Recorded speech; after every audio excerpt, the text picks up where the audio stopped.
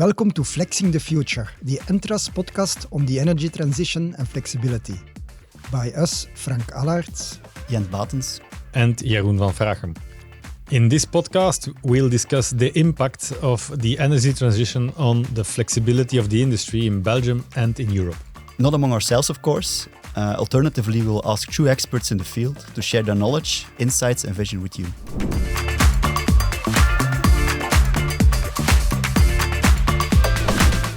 Welcome to Flexing the Future, the Entras podcast about energy transition and the role of flexibility in this process. And today we have Jan Cornillie in our studio.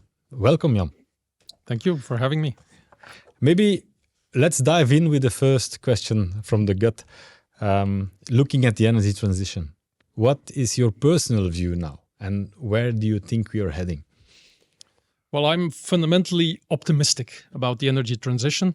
And the optimism is mainly coming from the fact that we are still realizing huge cost decreases in the core technologies that we need for the energy transition. I think we have actually most of the technologies on our radar. Yes. Many are mature, like solar and wind. Yes. Others are becoming mature. But I feel that this trend, if we build to scale, is going to continue. And while renewable energy is getting cheaper, we will have more chance of hitting the targets of the energy transition. So I'm optimistic. So you remain optimistic. A lot of work to be done, but of course, we have a few cornerstones in place by now. There's always a lot of work to be done, but it goes fast and it's actually accelerating. And that's the good news, I think. I've heard that some say that the energy transition that is exponential, and people sometimes fail to understand that the speed is increasing. Yes. Well, there's one bit that is exponential at the moment is the solar buildup. That's the real exponential part. I don't think every technology is at the moment on an exponential trajectory, but it doesn't need to be all exponential, but still, when we have some workhorses of the energy transition like solar, like batteries, I think that that guarantees that we can get very far. Okay, so we can have a positive podcast with good ideas. I'm a believer. Excellent. So let's maybe try to analyze a bit deeper together the energy transition. But maybe, because I skipped it, you can briefly introduce yourself and 3E, the company you're working for and what you are doing. Yes, thank you. Well, I'm Jan Cornillie, so I'm currently the global head of 3E's advisory services. We have offices in Brussels, in Toulouse, France, in Barcelona, Spain, and in South Africa. And our main domain of operation is indeed Europe, Africa, bits of Asia, and LATAM. Now, 3E has become two things. One is advisory services, so we support developers, investors, governments with technical choices about the energy transition related to solar, wind, battery storage, and renewable hydrogen. But we also have our software as a service, which is a platform. It's called Synaptic, which does performance monitoring, analytics on solar, wind, and battery storage again. So we're a pure renewables player in two sides. One is advisory services, the other is software, performance management, and that's actually together 3E. Okay, but that's interesting because you're a lot bigger than Entras is, of course, but we have the same combination. We have on one side the advisory business and on the other side, the software you need to make it all happen. I think we see the same. We're still things. Bigger. You might well, let's see what happens. Let's become together because 3E is a Belgian company, if I understand. Yes, it was founded in 1999 in Belgium. So we're based in Brussels. That's headquarters. Now we are diversifying. We also have Indian shareholders coming on board. So we're becoming a real international company, but with our roots and our foundations still in Belgium, Brussels. Excellent. But like our team of experts, we now have 15 nationalities across the different teams. So we're really also in Brussels, but definitely in the other offices, a really international team and also an international bunch of assignments and countries that we work in. Okay. And so it's, I guess, the core resource is the people, I guess. You need the brains to do it. We're expert services, so we need experts and we scale with experts. I mean, it's really about motivating, inspiring, and having experts delivering for our clients. So it's it's a very human business, which is also what attracts me to it. So yeah, it's a big intellectual challenge also, this energy transition, and I guess it's a promising career because we have to do a lot has been done, but as you say, now we have the big technologies in place, but now we have to implement them, and that, I would say, is the starting point of what we have started calling energy transition. So maybe let's analyze the energy transition a bit together, starting from your, I would say, historical starting point, which is renewable energy. We have seen in the recent years, for instance, a strong increase in renewable energy. I think about only in Belgium, 3 gigawatts installed capacity in 1 year. Okay, that was maybe a big jump that we made, but how do you see this evolving further? Is it behind us, or is it continuing? And what do you expect that will happen with the renewable production? Yeah, well, I was at COP28 in Dubai, and one of the things that the COP added to the knowledge and the agreement is tripling renewables. So there's now a global goal of tripling renewable energy in the world. Now, did they mention by when? They didn't mention the exact date, but that's where I want to come. If we look at Belgium and Europe, I think we're looking more at doubling by 2030, which is extremely ambitious, because we're already 2024. So 2030 is only 6-7 years away. And we want to double compared to a trajectory of now 25 years of renewable energy development in Europe and in Belgium. Now, I think one of the important things is a lot of learning has happened. Learning, which also led to decreases in the cost of technology. And now it's a very sophisticated sector. It has become, when you go to like Intersolar, I think it must be like the motor shows have been in the past. You know, it's really a very sophisticated sector with lots of niches, services, expertise, and so forth. So that's a good thing. A lot of learning has happened too. A lot of capacity has been built, and we have a pipeline to build even more. If you look at Belgium, and there I would make the shift from capacities to actual power generation, because that's becoming really important in the future. Energy. It's the energy produced. It's because the capacities is only one part of the equation. But so if you look at Belgium, we last year we had a record year in renewable energy, 21.5 terawatt hours. I think we can get up to 50 by 2030 if we really built the Princess Elizabeth zone in the offshore, wind, the pipeline in the onshore, the solar in everywhere, all surfaces everywhere, marginal grounds, agri-PV, all these things. So, and this can actually happen. We can do it, and we're advising our clients in many of these subsectors on how to do this and how to build and what the options are. If you then look at Europe, I think the potential is even bigger because we're looking south. We have a lot of activities in Spain at the moment, in France. We're also looking towards Italy, the Eastern Mediterranean, Romania, and the Balkans. The potential still for development, especially in solar in many of the southern countries, but also wind in the east is enormous. And if you then look even one step further to the close-by neighborhood, North Africa, Morocco, Tunisia, Egypt, then the potential is even getting bigger. So I think we have seen a lot of growth, but we're definitely not at the full potential. We can accelerate even, and I think it's going to happen because now it's fundamentally driven by business. Economics. It has become cheap. In the last 10, 15, 20 years, it was a bit subsidy government. Some niche markets, some difficult countries, some countries with a higher cost of capital still face some hurdles, but in essence, it's become economic. And you see, actually, we've done a study for a client. We looked at 28 countries, not only European, but most of them, on the potential for solar, wind, battery storage, and so forth, the regulatory framework. And what you actually see, and that's very interesting, is that the countries with theoretically the lowest potential have put in place policy frameworks that are actually compensating for that. Look at the Netherlands. Netherlands, highest capacity of solar per capita in the world last year. And you think like the Netherlands. I mean, it's not the sunniest country. We know it. Yeah. We're It's very close even by. more north It's even than, more. Belgium. Compare that to Portugal or Yes. to Greece. Obviously, they are naturally better endowed. But the Dutch have put in place regulations, support systems, a business environment which actually compensates for their lack of natural resource. And that's the trade-off you see. Now, that's also, again, where I'm optimistic, because the countries with a better natural endowment are also catching up on the policy framework and on the support. Yeah. And so it will happen. I mean, if they get up to speed, Italy, for instance, I mean, the gigawatt capacities that are possible, is enormous. Spain, Romania and the Balkans. So that's where I think we're going to see a lot of growth going forward.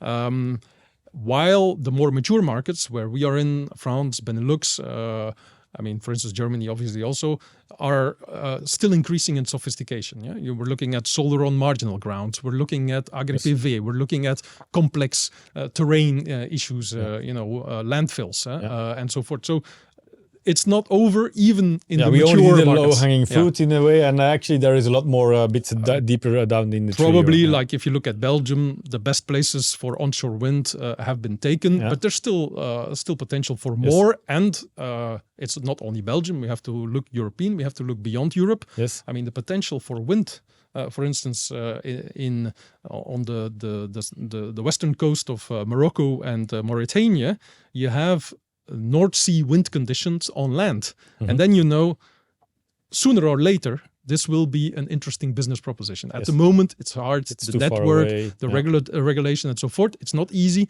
but in the end, the economics will have it. Will take over. The natural endowment will, we've seen in oil and gas, will win. So fundamentally positive, the trend that you expect and that we see actually in renewables production. But of course, energy transition is basically now we have to start dealing with this fundamentally intermittent character of wind and solar. Yeah. So that causes, I guess, a lot of changes, a lot of challenges for the system. What would be the main problems that you would see in a system which doubles, triples its renewable capacity? Well, we're seeing at the moment Denmark, Germany, Netherlands are also going that way. More than 50% renewables in the system. The story is that 20 years ago, some engineers said, you cannot go above 30% of renewable electricity in your mix. And we're way beyond that, and it still works. But we're now getting to really difficult issues. Dealing with the intermittency, with the flexibility. And that requires, in the end, whether there's technological solutions again, there's storage, there's demand-side flexibility, there's the hybridization, which is something, looking at within the network at hybrids of wind and solar and battery. With a better profile than a pure solar panel. that you package and so forth. But fundamentally, all this comes down to data. It's the electrons and it's the bytes. You need them together. You need them at a very granular level, really at I'm not saying split second, but below minute granularity. You need better forecasting because getting it wrong has a price to it. So you want all this data to work together, and that's actually where a lot of innovation is happening. Whether it's the guys like from FlexiDAO who work on temporal correlation, whether it's on the performance measurements and forecasting of solar and wind, because you're really getting behind the comma. It's not just having a vague idea of what the production will be to secure the business model. It's in the operational phase, which is now becoming important. And it's getting even more important if you add the batteries to it, because you will not build your battery up to the same capacity. So you will have like a 4-hour slot that you need to use wisely. Now, what is wisely? Yes, it's an optimization problem. That's an optimization problem. And first, and then you need a forecast to be able to optimize. Where you're active in. That's partly in a different perspective that we are also looking at. But this optimization is very important, and that's fundamentally data. Now, I think we are not there yet, but there's a lot of innovation going on. There's a lot of startups. There's a lot of interesting new businesses, and that's the nut we need to crack. I think the weakest link there, Yes. to be honest, is in a way is the humans ourselves. The behavior. The behavior. Yes. Because, we're energy experts. We like to think about Yes. energy. We think when we shower, we probably also think about energy. But We shower with a COP of 3 or 4, exactly. hopefully. Yes. But we cannot expect that all people need to think Yes. energy all the time. So you need easy systems. Definitely at the consumer retail level, B2C. but even for like smaller businesses and so forth, you even want it to be industry. easy. You want to sign a contract, have faith in it, and have it run. And then the optimization need to happen. You don't need to understand The complexity has to be somehow have to be fended off. reduced for the consumer, and that's I think a business segment again where there's a lot of Things to do. Okay, but that is interesting. Maybe we can dive a little deeper on the flexibility part. But first, I would like to go one step further, a bit of myths or facts, I don't know, about renewable energy. Of course, it is intermittent, but you say on the other hand, yes, but we have wind in the north of Europe and solar in the south, to put it a bit blunt. Can that work together? Can we actually combine both energy sources to form a stable system, or is this a bit of a myth rather than something we can realize? Well, theoretically, it's possible within a strong network, electricity network, cross-border, and so forth. And I want to give 2 examples. One, which is already working, which is Germany. Germany is one electricity network, north-south. There's a lot of issues and wind challenges. In the north also. Wind in the north, solar in the south. Industry in the south. Yes. So in the the south, offtake is in the south. So they have a lot of issues with that. Now you see, so Germany last year, more than 50% of renewable energy generation in the electricity mix. And you see that actually in the hybridization with solar, wind all together, they hardly ever go below 20%. So basically you see emerging an renewable electricity baseload in Germany by hybridization. So there's nothing by special. Renewable energy. By renewable energy. They've not... But that is maybe a big myth, because sometimes people say, how can we build a factory that runs on 40% of load? That is actually not really true. Once we go beyond the point, you have a baseload bank for those. You have a baseload. You can improve your baseload with battery storage, which is coming online. You can improve your emergency situations with sort of demand response and so forth. I mean, if statistically it's not happening very often, you can prepare for it. So there's a lot still going on, so I think there's a proof point that within one network, by hybridization, you can already get to some baseload. I mean, 20% is not enough, but it's another step to take. But until now, it's significant, and then you works. add the connections within Europe with France, which still has its nuclear fleet, with in the future the East, the Baltic offshore, with the South, which might be solar in the South, but even the connections between Egypt and Greece, between Tunisia and Italy, between Morocco and Spain. Yes. This could all feed into an electricity system where you do have this hybridization of solar, of offshore wind, of onshore wind. You add battery storage. Hydro plants, which also can take part add of the the demand of EVs. That's a big unknown. How will the electric fleet function as a battery? Yes. So I think we can. It's a difficult challenge, and it's not cheap. So the idea that renewables was cheap is true at the single point of production, but it's system-wide. There is a system cost. There's a system cost, which we still need to reduce, and we're learning how to do that. But so I think that we can north-south, east-west. If hopefully Ukraine stabilizes, there's a huge potential of wind energy and solar coming from Ukraine as well. So I mean, I think there's definitely potential, but the geopolitics come in place. The MENA, the East, not easy situations. The network comes in place, which in Europe is a very national competence and a very, still incomplete development of the European grid, although important steps have been taken. In another podcast, by the way, we will talk with Correso, so they can have some things to say. And then thirdly, again, it's about the business model of these technologies, because it's no longer I mean, we have to look at what they call the capture price going forward. It's the price of electricity that you can get from your solar and wind generation. Yes. And the timing will become important. Yeah, so maybe for those who don't know that the price you will get from a solar panel is less than the average electricity price, because at that moment there is a lot of solar. When there's a lot of solar, there's more solar supply, everywhere, and the price is lower. So they're mixing in different sources, mixing in, as said, the solar and the wind will help also in having portfolios. So I think it's a problem, but it can be solved. Yes. And good technical policy and good industrial action can actually get there. So I guess part of the renewables drive us to a more systemic change in the system, which we are now calling energy transition. There is, of course, components of storage. But more and more, let's bring it maybe to the core of this podcast series about flexibility. So in the essence, if we want to cope and live with the system, although they offer some baseload at some point, the renewables, we do need much more reaction from demand. And while in the past it was the supply that was following demand, we have to turn it around.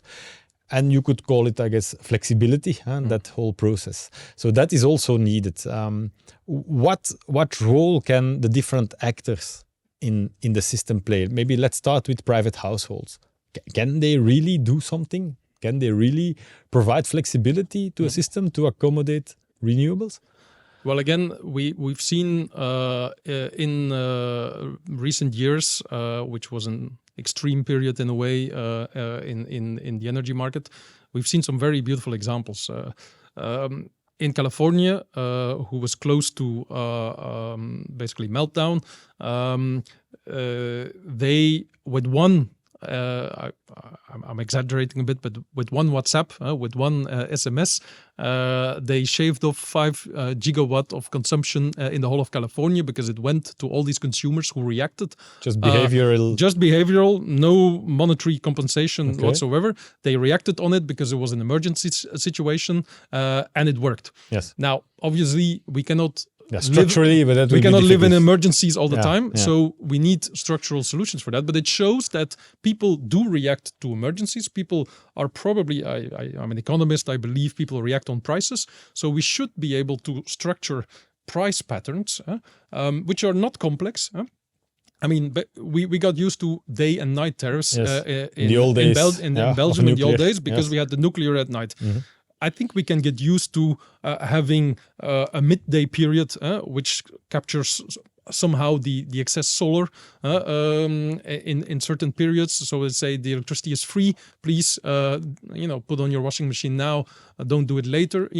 We can get used to a simple system of household pricing that is not the full dynamic, not every minute optimization. That's as an too industrial difficult. Party might maybe do that, but that is business can do that. But households maybe the big funds. Households are not busy with prices all the time, but are sufficiently reactive to simpler system of pricing. So I think for a household, simple system. For business, we need to go full flex. I mean, I think we're not the best endowed in Belgium with renewable energy. Our wind or solar is nothing exceptional, and so forth. Limitations. We have limitations. Our North Sea is not big, but I think we have businesses which could be masters in flex, and I think that's a real, important value added that we can have in the energy system between the big countries, France, Germany, UK, with our cables, with the North Sea cables, and so forth. We can be champions of flex, and we can actually be winners of flex.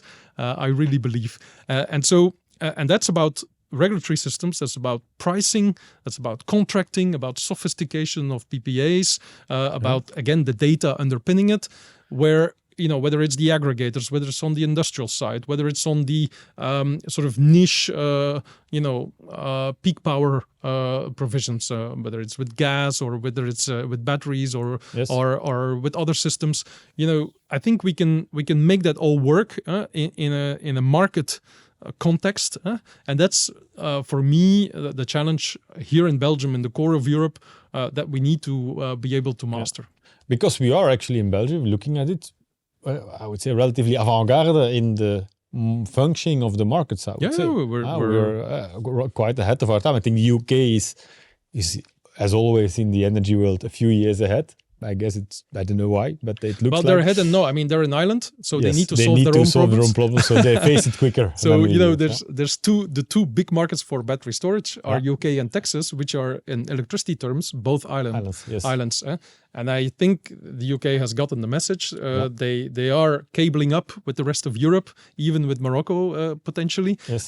They are cabling up because they know that gives them added flexibility. And I think Belgium were the most interconnected part of the European market, so we have that advantage. Yes. And we have the industrial background and the commercial players, whether it's the fridges in West Vlaanderen or the the industry, the petrochemicals in the Port of Antwerp and Ghent. We have a lot to play with, so let's play with it. Okay, excellent. Well, let's try to make it happen. Any big technical developments that are, because we've been talking about, I would say, the winners of the miracles, I would call them sometimes, wind and solar. We have now the new kids on the block, like the battery, for instance. But do you see other technology developments that will have to be thrown in this mix of the energy transition that are coming up in the next 5, 10, 15 years? Well, we don't stand still. I mean, there's what I'm looking at is next generation solar, even higher efficiencies than 20%. Okay, so next generation means better efficiency. Yeah, better efficiency. Also, well, there's on the material side some things. Second is the electrons to molecules, power to X, yes.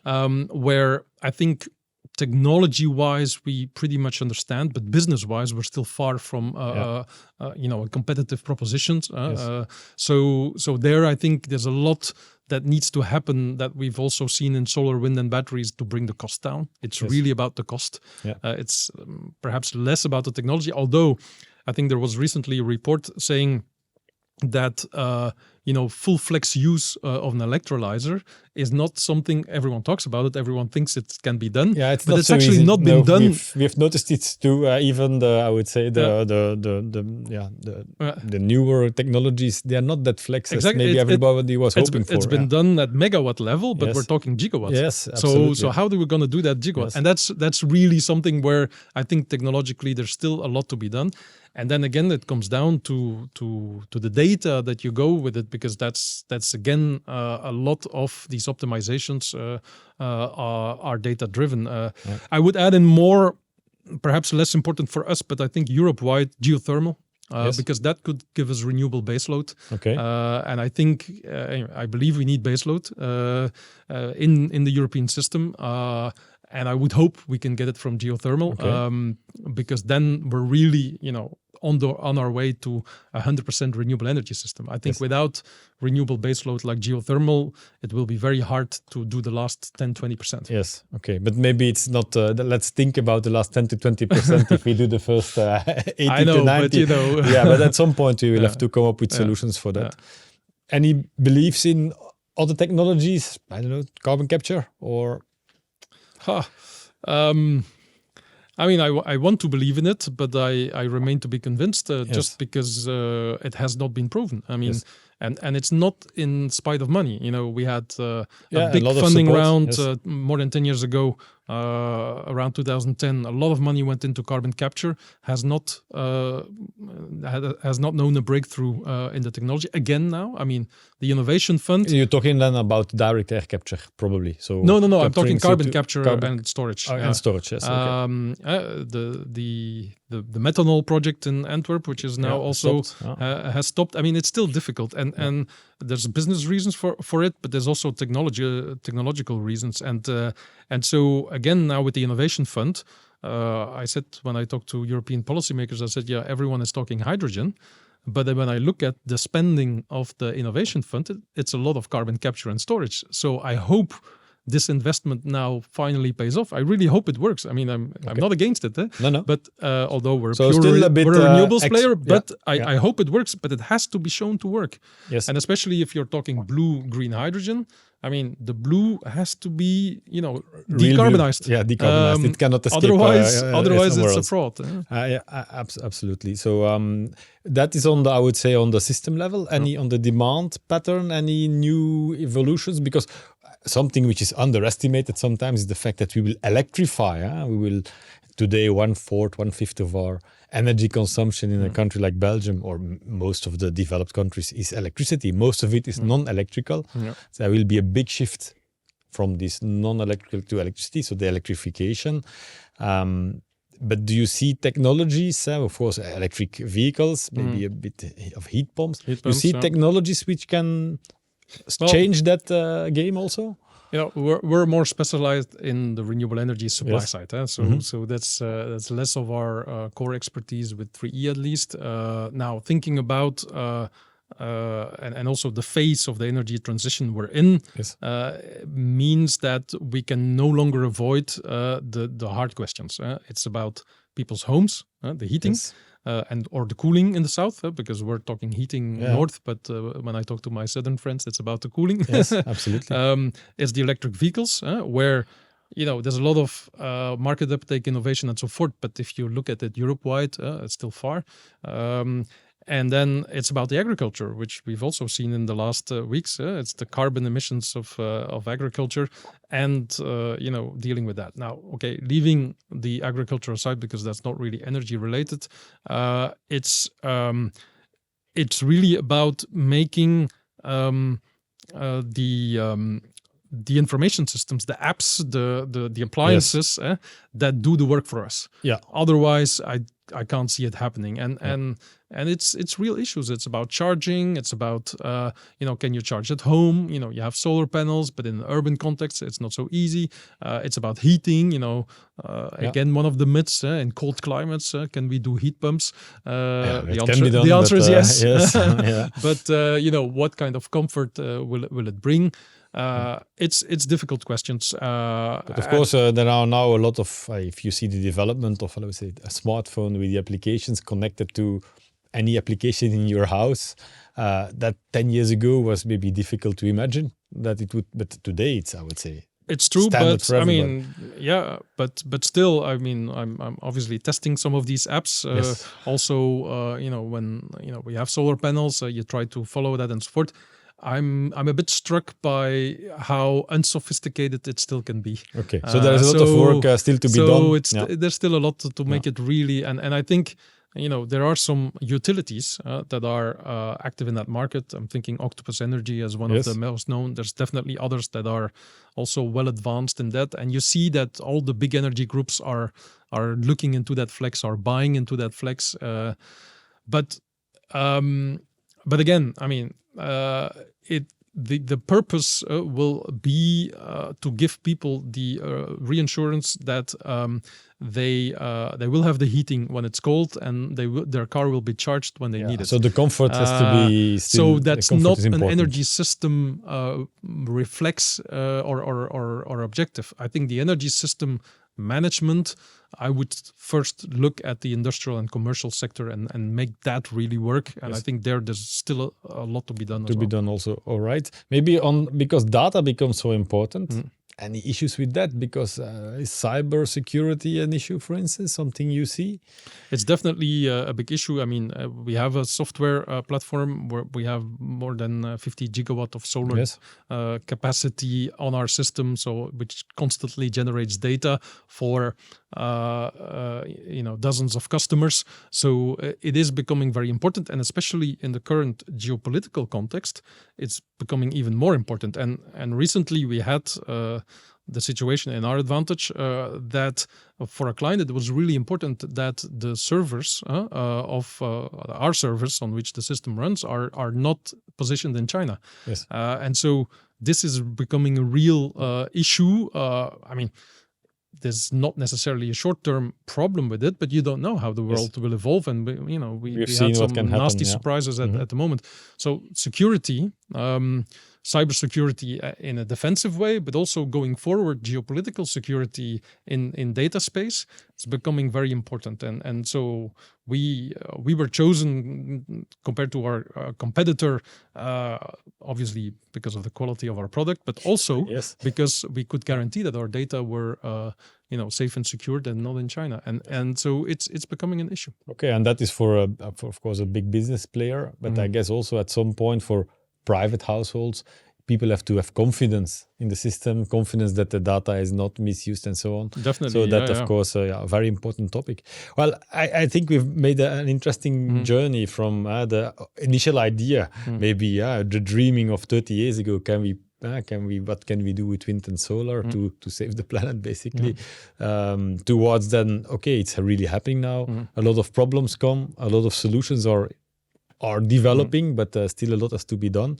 But my takeaway is that you still remain optimistic. So it's good to hear that. Maybe as a closing remark, would you have any message maybe for people interested in the topic and how to look at it? Oh, that's the hardest question. Yes. You saved the hardest for the last questions for the last. No, I think the message is that we need to keep trying because on the one hand, climate change is happening really fast. Yes. And on the other hand, it takes time for sectors, for technologies to mature. Look at the offshore wind industry in Belgium. Yes. It's a story of decades by now. Yeah. We've gone a long way. We're internationally, globally renowned for it and so forth. But successful companies now. Successful companies, but it didn't happen overnight. It took time. It takes time, and we need to speed up. And now it has to speed up. So that's where my message is: let's keep trying, but let's speed up. Okay, good. Let's do that. Yeah. Thank you, Jan. You're welcome. Yeah.